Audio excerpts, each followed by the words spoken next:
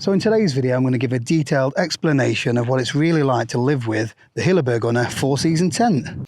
I'll demonstrate some practical improvements so you can get the most out of your tent, and I'll give you my thoughts on why I think nobody's talking about this tent when compared to its siblings, the Hilleberg Solo and the Hilleberg Acto.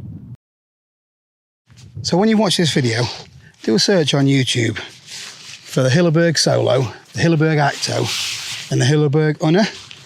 You'll find hundreds of videos on the Acto, hundreds, if not thousands, on the Solo. And there's literally around a dozen when it comes to the Unna. There's very little information about this tent, very little when it comes to demonstrations or reviews or anything like that. So I thought today I would do a pretty detailed video on what it's like to live with the Unna. What it's like to set up, what it's like to use the space inside. And we need to do that pretty quickly because it started raining. So what I'm going to do is I'm going to let this run in real time just so you can see how quick or how slow it is to set up. It's not really windy, but I always set the poles up first. That way, you've not got your tent just flapping around. The potential's there for it to blow away. If it was really windy, I would be clipping this to my rucksack using a carabiner. So the Unna weighs in at 2.2 kilos, which is, I think, is 100 grams lighter than the Solo. I think it is. I've got a bit of an upgrade though, so I'm using 10mm poles, which is the same spec as the Black Label version, which is a little bit stronger. So it adds a little bit of weight to my setup. Right, so these,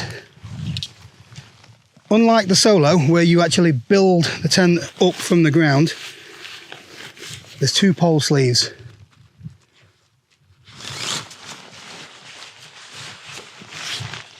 There we go. Shove it right through to the end, and then there's I'll show you, there's a thick reinforced sleeve. In fact, I'll show you that when I pitched it up. So this is a little bit more difficult to pitch in the wind than the Solo, because the Solo you can actually, and the Acto to a certain degree. So the Solo, you can actually peg it pretty much all the way down before inserting the poles.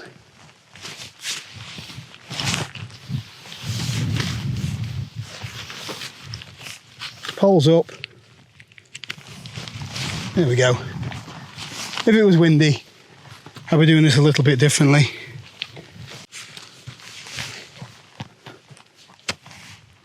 Right, so as you can see, it's a freestanding tent. So that means I can pick it up, move it to wherever the flattest part of the area is really, or if I want to be facing Sheffield, I can move it around so it's facing Sheffield. And I'm going to go here because this is the flattest bit for me. So the pegs that come with it are the Hilleberg standard V pegs. Let me just move that so you can see the tent better. Yeah, standard V pegs. Get a couple in. We don't want it to blow away.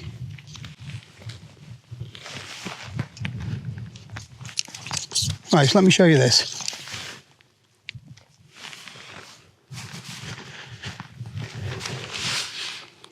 Right, so the pole end fits in this little cup. Then you have to pull on this to tighten it up. Right, so I'm just going to peg 4 corners out.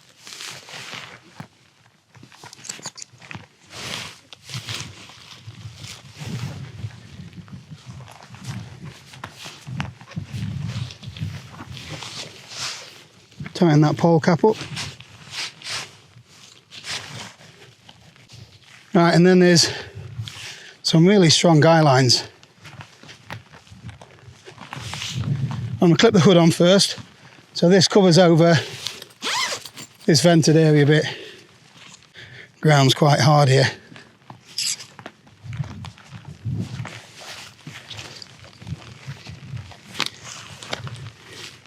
Right, that's the basic structure done. Just go around, nip these up. There are a couple more little tie-out points. One on the front door here, one round the back. I may as well just do it, belts and braces and all that. That'll do. Right, let me show you this. Right, so there's a couple of these as well. A couple more loops there. So you can peg the fly sheet right down to the ground if you want to. There's one of those at the back as well, which I'll peg out now.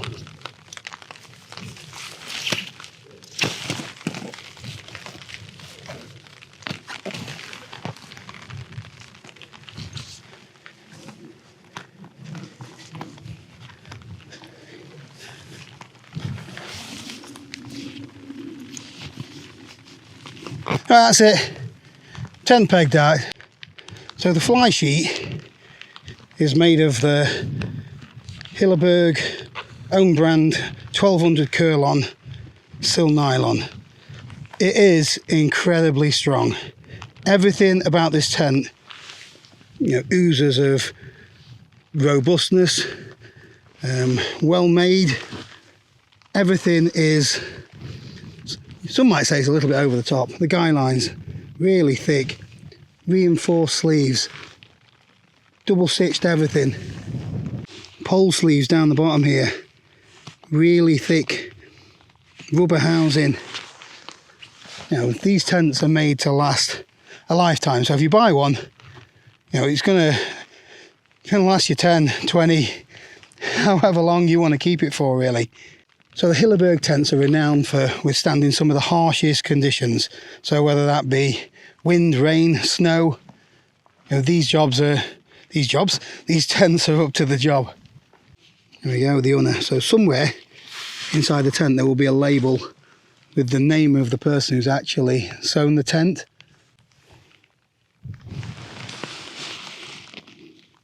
Let's have a look inside.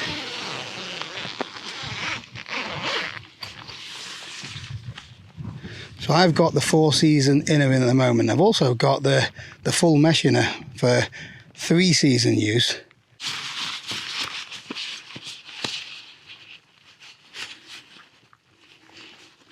Elasticated bungees and toggles. Oh, nearly snapped my knee there.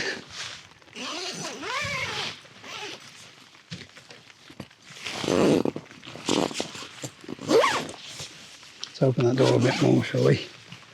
There we go.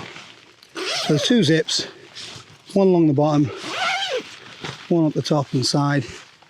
Just look how much room's in there. So this is where the Unna really, really excels for internal space. So a lot of people, they ask the question, give me a tent that is a true one-person tent, big enough for me, my gear, just comfortable for living in, really. This is that tent. Now, where some people say the downfall of this tent is there is officially no vestibule, porch, whatever you want to call it. There is actually a vestibule or porch there. It's not massive, but it's got a really neat trick up its sleeve, which I will show you in a minute. So I've been able to get in this tent when I've been totally wet through, get changed in this space. In fact, I'll show you. You literally just have to unclip 2 toggles, that is it. Move that out of the way. Now you've got a massive area to get changed in, to store wet gear in. There's still ample space for your sleeping pad. You can, you know, it's just not officially called a vestibule, but there's a lot of the time you don't need it. So when you don't, the great thing about this is when you don't need a vestibule, you have everything, just all them toggles put in here. I can do it one-handed. Yep, one-handed. And then one up here. That's it. But if you want it, there's space there, look. You can easily store a bag there. You could cook something there if you needed to. I'm going to be cooking in this area later on. There's loads of headspace. There's good ventilation, so you can actually... There's another little trick as well. Right, so you can unpeg these little ones here, roll these up. There's a toggle here somewhere. Where is it? Push that through there, if I can do it. There we go. And now you've got really good airflow and ventilation through there if you want it. I'm not going to need that tonight, so I'll just put that down and peg it out. So there's multiple options. So if you ask anybody which is the best one-person Hilleberg, most of the people will recommend the Hilleberg Solo because it's probably the most, well, it is the most robust of all the shelters when it comes to strength in the wind. But it's got a 3-pole geodesic shape to it, which makes it a little bit better when it comes to wind resistance. However, there's no wind conditions in the UK that I've camped in that this tent wouldn't hold up to as well. So I've been in this in 40 plus miles an hour, and the tent, although I did add a couple of little extra guy lines on here, so you can, if you want, I've got some clip-on guy lines, just clip it onto these little loops and add a little bit of extra support depending which way the wind's blowing. Because the tent area is a little bit bigger inside, you've got bigger panels, and it does make it a little bit more, well, like a sail when it comes to the wind. But it's not going anywhere. That's the thing. It is solid. I must admit though, I do think that the Solo is a better looking tent. If you want something that's more or most photogenic, then I think that's probably your tent to go for. But practically, for me anyway, this one just gives me the most comfort. I think you could get two sleeping pads in there, 2 standard 20-inch ones. I've not tried it, but it's so much more comfortable to be in. Let's put some gear in. There's loads of room in here for all of my gear to go inside the tent with me. I don't need to leave anything wet outside. However, as I mentioned, there is a little bit of space here if I want to put my wet boots or if I want to get changed.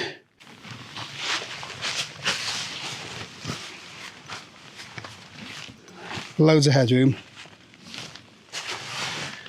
I'm not sure the exact dimensions. I will put them on the screen. The length and the width of the internal space. Once I put my sleeping pad in, you'll see just how much room's in here. So my backpack at the moment has still got all my gear in it. Take a couple of water bottles out. But I'm just going to show you that I can fit it down there if I want to. So that is a full backpack. So there is a vestibule space down there. It's barely encroaching in here. I will just shove that out of the way. In fact, what I'll do is unzip this. A little pocket here where you can shove the door in. Yeah, backpack in there. You know, it is pushing me in a bathtub in a little tiny bit, but you've still got good meter there, is it? Right. I'm going to get a kettle on first, have a coffee, show you the cook space. I'm going to shut the door as well, so I can show you that we've got room to do this inside the tent with the door closed. So sometimes it can be quite difficult reaching into the bottom corner to zip up and to unzip your fly sheet. I'll put a little bit of paracord on there, look, so I can unzip it just by pulling on that. Dead easy. And then to close it, I've usually got some kind of tripod. So I just push it down like that. There we go. There's a big gap at the moment just because I've got my feet outside. Now, let's get that kettle on. I say kettle. Bought the Jetboil stash from me. Going to be making a video about this as well. Right, to start off with, I just need to pull this back a little tiny bit, and there is room there, plenty of room there to put my Jetboil to cook my dinner, and that is without having to unclip anything. When they say that the oven has got no vestibule, it's just not true. I found it to work perfectly fine. And because this door, it opens all the way, so it is huge, I've got no limitations in space at all. Whereas with the Solo and the Acto, if I'm doing any sort of cooking or anything like that and I want to be fully enclosed, I feel like I've got to be laid down. Well, yeah, I've got to be laid down. The Acto, I learned to eat my dinner laid down. I can sit up here, no bother at all. Plenty of room for my stove. I will when I cook later. I'll undo that and show you. But for now, I'm just going to make the brew just in this area.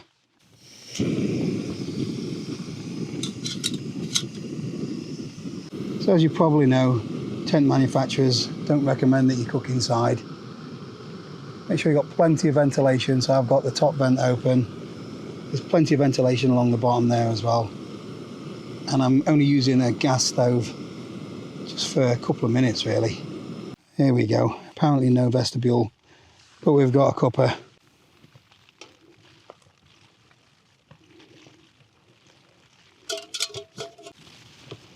Right, so the wind's picking up a little bit, and you might see the tent flapping a little bit. This is my 4th Hilleberg now, and all of them are noisy in the wind. They flap around a lot. The internals flap around a lot as well. Part of that, I think, is the design, which means that it's so strong. So because it allows it to move a little bit, it's less likely to tear, it's less likely to rip. But that, it makes a lot of noise sometimes. So if you're in 50-mile-an-hour winds, you're going to need some earplugs. And that's all Hilleberg tents. I'll argue with anyone that says otherwise. I'd rather have a little bit of flapping and feel secure than having my tent ripped to shreds. I've seen loads of Hilleberg videos and I don't recall seeing anywhere the tent has ripped. I've seen somewhere someone's accidentally caught them themselves with a trekking pole tip or something like that, or a tent peg. I've seen where, you know, around the zip areas sometimes you can get small leaks, so sometimes people have to put seam sealant on them, and that's on tents like the Hilleberg Solo, which are nearly £1,000, but it's a really easy fix. I've had this tent in a lot of rain and I've not had any leaks at all, although look, you might be able to pick it up there. Don't know if it will. 2 little pinholes there where the stitches have gone in. Now that is on the outer bit, so it's not going to affect anything, but there's pinholes where water would come through. A little dob of seam sealer would fix that though. So there's a 2-way zip on here as well. So if you just want to peek out, check out the views. Still raining a little bit. Right, I'll get the sleep system set up and then you can have a look how much room there is and space around you once everything's laid out. So that is my sleep system set up. It's the Nemo Tensor. It's the regular wide version. So it is a 25-inch wide pad. I pushed it right up to the end there. And then this is how much space we've got for the other side. So the bottom there is, well, at least a foot. You can get another little thermarest sit pad there and then another few inches. I'm up to the edge here as well. And then we've got, you know, another, whatever that is, 12, 16 inches, something like that. My backpack, still got a few bits and bobs in at the side of me. Plenty of pillows. I'm sat on the pad, so this is the sort of headroom that I've got. You can see. Don't want to let me. There we go. Loads. Yeah, you don't get many roomier one-person, one-man tents than this. There's the vestibule, look. So when I said that not many people are talking about this tent, nobody's buying it, or not many people are buying it. Everyone is choosing to have the Solo. The Solo seems to be the go-to tent. And I can only put it down to people thinking that they need to have the most storm-worthy shelter. And that is just not the case for 99% of people. 99% of people don't need this tent, I suppose. But if you want something that is belts and braces, you know, you can use all year round. It will last you a lifetime. I say that. If you look after it, it's going to last you a long, long time anyway. Yeah, this will handle pretty much all the conditions that the UK is going to throw at it, unless you're going out storm chasing. If you want to go out in storms and just be battling all night, then I'd probably say get the Solo. But then, if your tent gets flattened, you've asked for it, I suppose. But if you go out and then you get caught out with a bit of weather, then this will be fine. A lot of other tents will be fine as well. But this is just luxury, comfort, loads of space inside. Very versatile bit of kit as well. I'll show you in the morning or a bit later on with the door fully open. So that's another mode that is brilliant. You know, if you just want just everything open and be able to see the sunrise or the sunset. If you swap the inner, although the price of them is crazy, I think to buy the inners about 300 quid or something silly like that. If you just want the mesh inner, but then you can stargaze if the weather's really nice. You can also just set the inner up, the mesh inner, without the outer on it as well, so you can just have like a mesh tent. I've never actually done that yet though. Yeah, and the other reason why people dismissing this tent is because Hilleberg on their website said there's no vestibule. There is. This is about the same sort of size as the Terra Nova Laser Compact All Season. It goes same as this, it goes the full length of the tent, although you've got better access here because you can open the door fully. Because you've got ease of access, if you wanted, you could unclip the bottom two down there. I could put my Brompton bike in that corner there. And then if I want to cook a meal, I can undo these two things, just pull this back a bit because I don't need all of this space like that. All of the time. It's nice to have to be able to spread all my stuff around, but if I just need to move stuff out of the way a little bit, cook my food, and then when I'm done, just shove it back again. It's really, really versatile. It's just my opinion. Let me know if you've tried both this and the Solo. I've tried the Acto, the Solo, and the Unna, and when it comes to internal space and practicality of using it, spending time inside the tent, this wins by far. There's the two things where the Unna excel is if it is really, really windy, it is more robust, but it's also easier to pitch and to take down as well because you can literally do it from the ground up. So roll it out, peg it out so it's not going anywhere. You can build it up a foot by using the little clip-on bits because it clips to the pole structure. Then you can guy some out and then move it up another level. So you're constantly, giving the tent structure as you build it up. Whereas this, you have got to sort of peg one end down, lift the poles up or shove the poles in, and it can sort of expose the tent to a little bit of wind and make it a little bit more difficult for pitching. I've done it, no bother at all, but you've just got to be more careful. When you're taking it down, it's much easier because it's just a case of you can leave everything guyed out and then just loosen the cup holders, remove the poles from the cups, and just lay the tent flat. And then it's the same as putting any tent away that's laid flat. You just fold it over, roll it up, and you're good to go. You might be able to hear it's just started raining again, so we're going to close everything up, open this space here, and do a little bit of cooking inside. We're going to have some chow mein noodles. We're going to have that with some roast beef. Right, create a little bit more room then, shall we?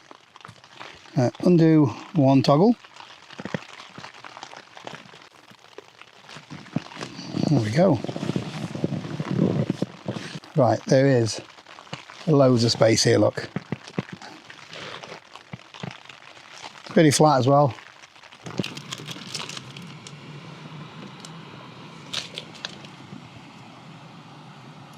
There's just loads of usable space in here. Plenty of room for cooking. I could have a table here. You know, many a time now I've got in here wet through, put a little bit of tarpaulin down there just to get out of my wet clothes. And then once I've got changed, I can get into my tent in all my dry clothes. I personally don't get why this tent is overlooked by so many people. The Solo is great for really bad weather, but it's so much more comfortable in here. There's supper done, look. Beef chow mein. Look at that for a kitchen. So does that answer everyone's question when it comes to vestibule space? I can eat sat up as well. None of this having to lie down in a low tent.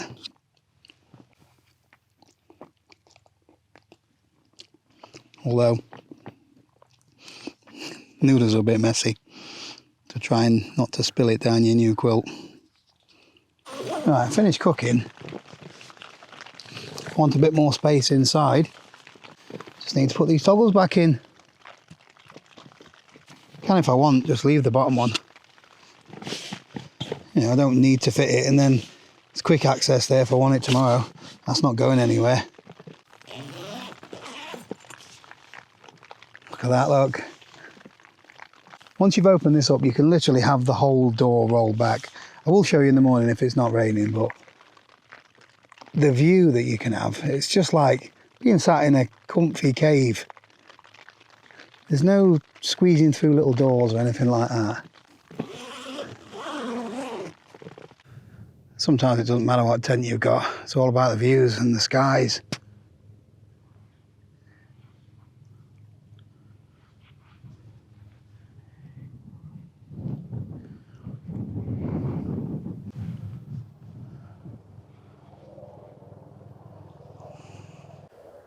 Helicopters out again.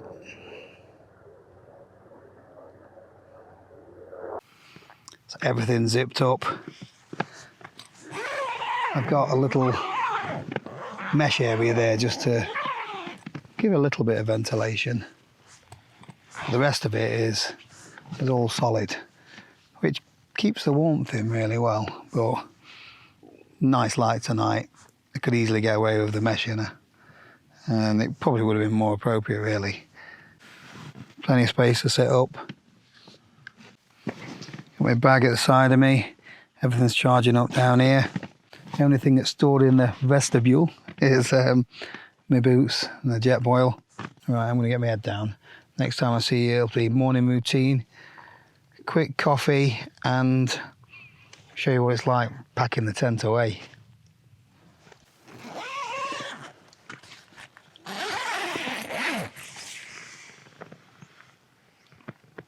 Good morning. Alarm was set for the sunrise, although the rain woke me up just before 5 o'clock.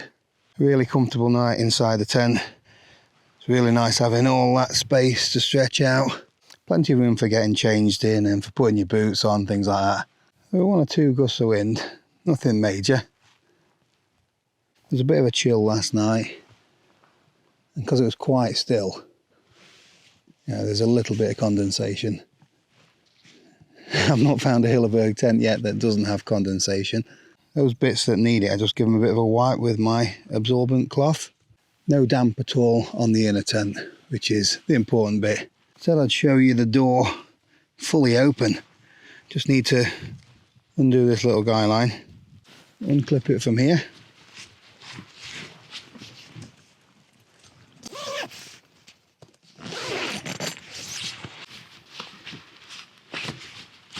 There's another toggle bungee on this bit.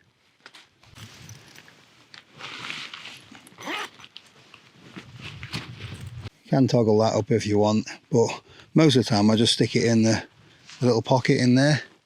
But that's a huge open space now. Just clip that little bit of the inner back in. There we go. Perfect for watching that last bit of the sunrise. Might even be my thumbnail as well. Just going to wipe off some of this excess water.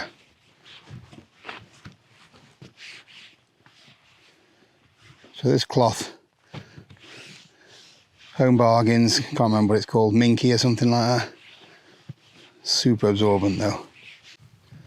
Yeah, as with most tents, you just get off surface water and then just leave it to air just for a little while. I know if it were chucking it down, just gonna have to live with it being wet, aren't you? But this gets put up when I get back to the office and gets to air out for a couple of days anyway.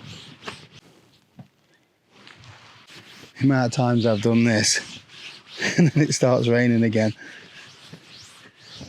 Not today, but sometimes you can overstay your welcome. If you don't pack up while the weather's nice,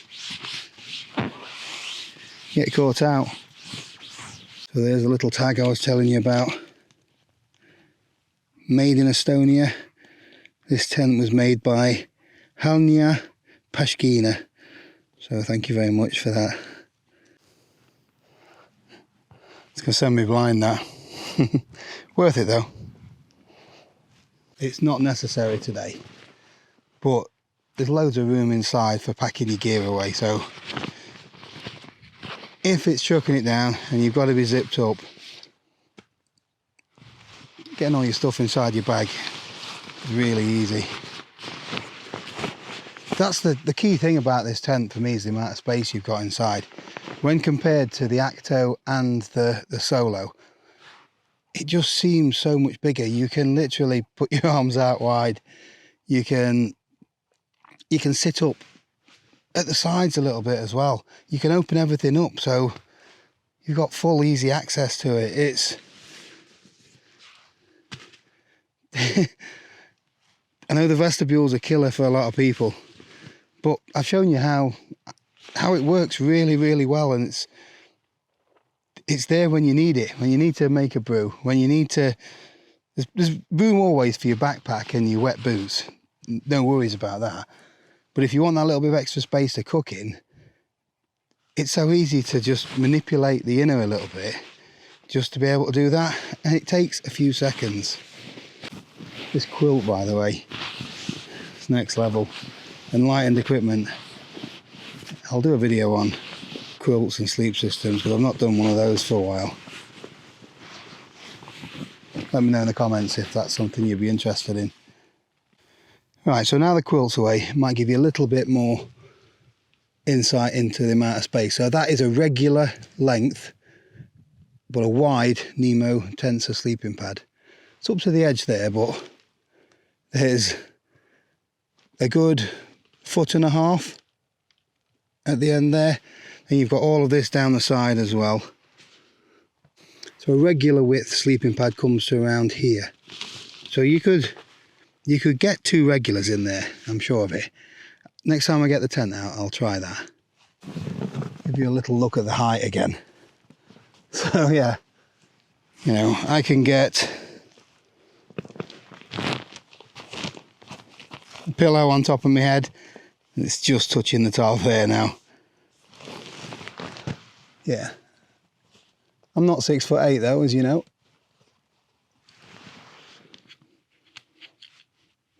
I always forget these.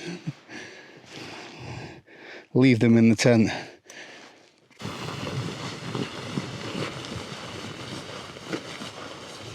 So I thought I'd show you what I do if it's going to be really windy. So I tend to always pitch the tent with either the back or one of these corners with the wind coming into it like that. I don't have the door facing into the wind.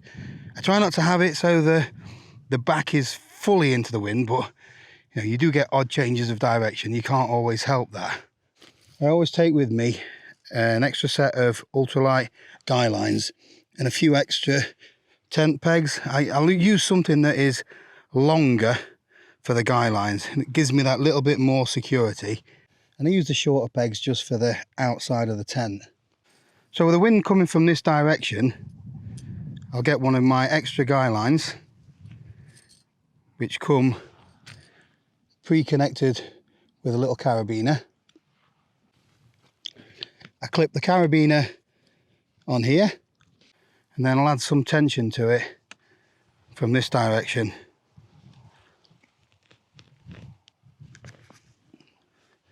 So we're supporting the tent poles from the back, and I can also move this one round a little bit. So if the wind turns a little bit, it's giving the poles some support from both directions. And I'll repeat that there on the other guy out point on the other side of the tent. This isn't something that Hilleberg recommends, by the way. It's just something that I've seen where somebody, I think they're up in the Alps or something like that, in some heavy winds right on a summit, and they've got guy lines like this, and it seems to be holding really stable. And I found that it gives extra stability for the unner for me. But I only do that if the gusts are going to be 40, 50 mile an hour plus. It probably isn't necessary because Hillebergs can take a right beating, but it just seems to flap around a bit less. Seems a little bit more stable anyway. I'll show you just how easy it is to pack the tent away. First thing I do, clip these onto my rucksack normally. It's not really windy, so I'm just going to shove them in my pocket. And close the inner door. Make sure you've taken your lantern out, otherwise you're rolling it up with that in. I'll leave a little bit of a gap down there just because this holds quite a lot of air actually. Come on. Easy with two hands. I leave the tent guide out, but I slacken off these little pole cups. And I take out, usually, first pole like that. Same on the other one.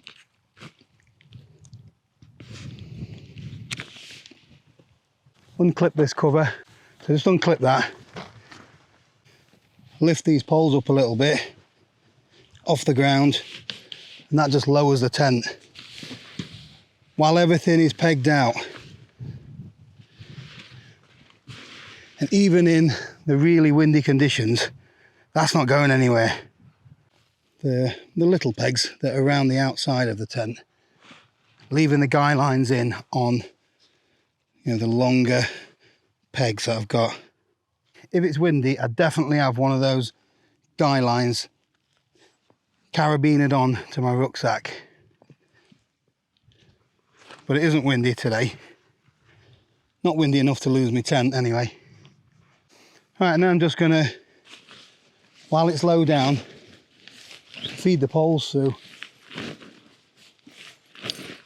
Sometimes when it's like that, you need to separate your pole a little bit, because otherwise if you just keep pushing, it'll end up in all that heather. So I'll break the pole there and then continue pushing again.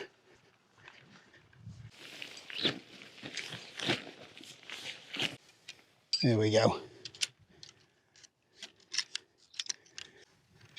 Again, if it's really windy, I don't worry about the poles till later because they're not going to blow away.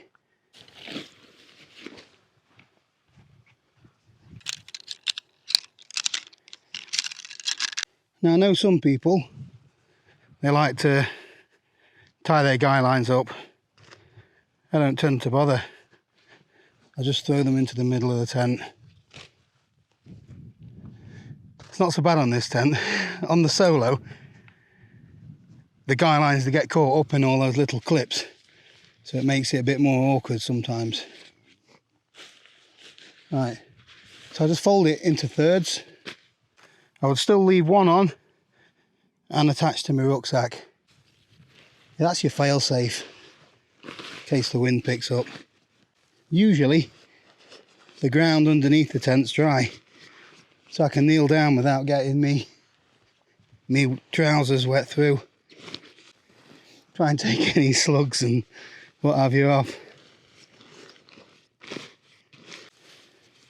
And then before I let go of the tent, I like to get it in the bag.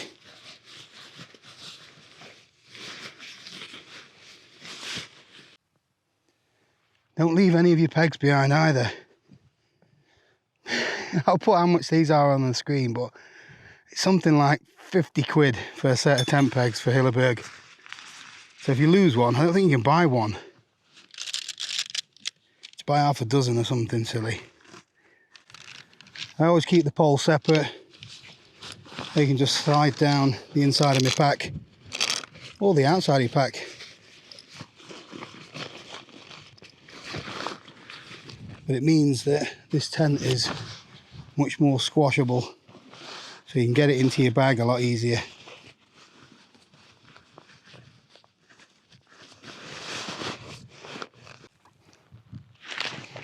So I know this is subjective and only my opinion, but I think the Hilleberg Unna is massively underrated. So you've only got to head on to YouTube or to Facebook to see that most people choose the Hilleberg Solo when they want a premium 4-season one-man tent. And I can see why, because there's plenty of reviews and videos out there showing the Hilleberg Solo taking a beating in horrendous conditions. But the reality is, most people aren't going camping in those conditions. And I feel, just as me personally, that the Unna offers more space, more practicality. It is much more of a comfortable space to be in. And it's cheaper as well. As I said yesterday, I've owned the Acto, the Solo and the Unna. And the Unna is more suitable for the style of camping that I do anyway. And everyone's style of camping is different. So if you need to save that little bit of weight, you can shave off half a kilo by going for the Acto, but you'll compromise a little bit of space inside. And the tent won't be freestanding. But you might be the sort of person that likes the really extreme camping in 50, 60 mile an hour winds. And if that's the case, you'll definitely be better getting the Hilleberg Solo. It's easier to pitch when it's really windy, and having that extra pole does make a difference when it comes to stability. But me personally, I found the Solo very cramped inside. I spent most of my time laid down in it, and when you're in there for long periods of time in the winter, 12 to 14 hours, the extra space of the Unna just seals the deal for me. I'm going to leave you with this stunning view of Redmires. Let me know in the comments which tent you prefer, and if you were to buy one, which one would you buy? Well, that's it for this one. Thanks for watching, and see you next time.